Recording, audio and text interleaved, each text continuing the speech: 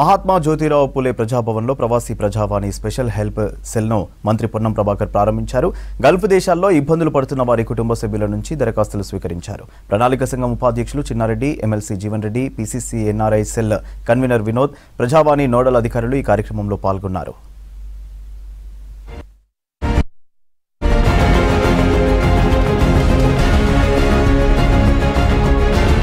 తెలంగాణ కార్మికులు ఇతర దేశాలకు వెళ్లినప్పుడు అనేక ఇబ్బందులు పడుతున్నారని, వారి కోసమే హైదరాబాద్ ప్రజాభవన్లో ప్రవాసీ ప్రజావాణి సెల్ ఏర్పాటు చేశామన్నారు మంత్రి పొన్నం ప్రభాకర్.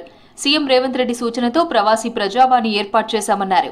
గల్ఫ్లో ఎవరైనా కార్మికులు చనిపోతే వారి కోసం 5 లక్షల ఎక్స్గ్రేషియా ఇస్తున్నామన్నారు.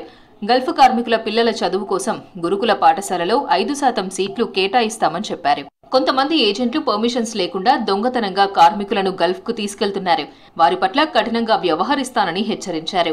ప్రవాసీ ప్రజావాణి కార్యక్రమం ప్రతి మంగళవారం, శుక్రవారం ఉంటుందని, గల్ఫ్ బాధితులు వినియోగించుకోవాలని సూచించారు పొన్నం ప్రభాకర్. ఈ రాష్ట్రం నుంచి అనేక లక్షల మంది బయట ఉపాధి అవకాశాలకు పోయినారు. వాళ్ళు ఇబ్బందులు ఎదుర్కొంటా ఉన్నారు. వాళ్ళ సంక్షేమం మా బాధ్యత అని గౌరవ ముఖ్యమంత్రి రేవంత్ రెడ్డి గారి ఆధ్వర్యంలో ఈ యొక్క కౌంటర్ను ప్రారంభిస్తున్నామనే మాట సందర్భంగా తెలంగాణలో ప్రవాసీ భారతీయులందరికీ కూడా, ముఖ్యంగా గల్ఫ్ వాళ్ళందరూ కూడా తెలియజేస్తా ఉన్నాం.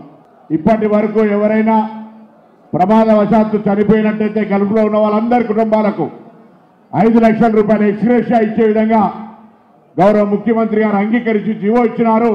వివరాలన్నీ వెరిఫికేషన్ అయిన తర్వాత వాళ్ళ కుటుంబాలందరూ కూడా 5 లక్షల రూపాయలు ఆర్థికంగా అందజేయడం జరుగుతుందనే మాట మనం చెప్తాను.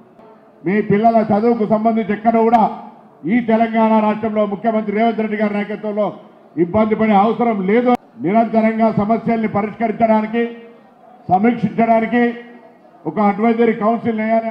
గత ప్రభుత్వంలో సమస్యలు చెప్పుకుందామంటే సీఎం, మంత్రులు ఎవరూ స్పందించలేదన్నారు ప్రణాళిక సంఘం ఉపాధ్యక్షులు చిన్నారెడ్డి.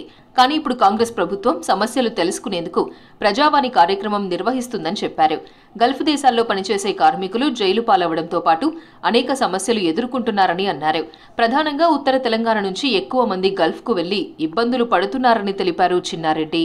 గల్ఫ్ ప్రవాసీ ఈ సెల్ని ఓపెన్ చేయడం జరిగింది, ప్రజావాణి ఏర్పాటు చేయడం జరిగింది.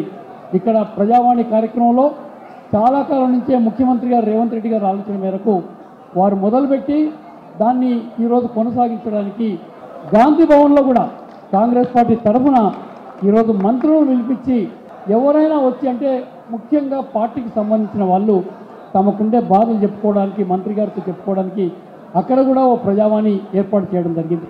గత ప్రభుత్వంలో చెప్పుకుందామంటే ముఖ్యమంత్రి అందుబాటులో లేకుండే, మంత్రులు అందుబాటులో లేకుండ్రి.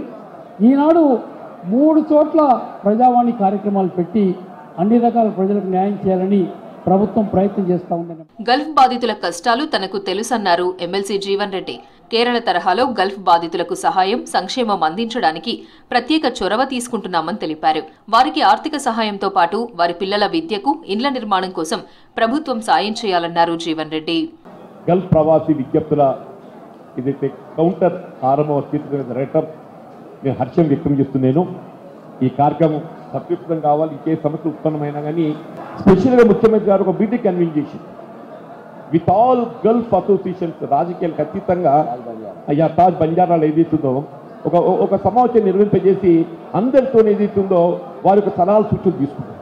ఆ సలహాలు సూచనలను తీసుకొని వాళ్ళు దానికి అనుగుణంగా ఈ ఉత్తర్వులు జారీ చేశారు. విద్యా సదుపాయం గురుకుల పాఠశాలల్లో ప్రత్యేకంగా వారికి అడ్మిషన్ కొంత కేటాయింపు, వారికి గృహ ఇండ్లు లేనటువంటి వారికి ఇళ్ల నిర్మాణంలో ఏదైతుందో ప్రత్యేకంగా వారికి సహాయం కల్పించడం, ప్రభుత్వ సహాయ కార్యక్రమాలు, సంక్షేమ కార్యక్రమాలు అన్నింటిలో కూడా గల్ఫ్ కార్మికులు ప్రాధాన్యత ఇవ్వబడే విధంగా గౌరవ ముఖ్యమంత్రి గారు మరి జిల్లా కలెక్టర్కు ఆదేశాలు జారీ చేశారు. ప్రవాసీ ప్రజావాణి కార్యక్రమాన్ని గల్ఫ్ బాధితులు సద్వినియోగం చేసుకోవాలని సూచించారు అధికారులు.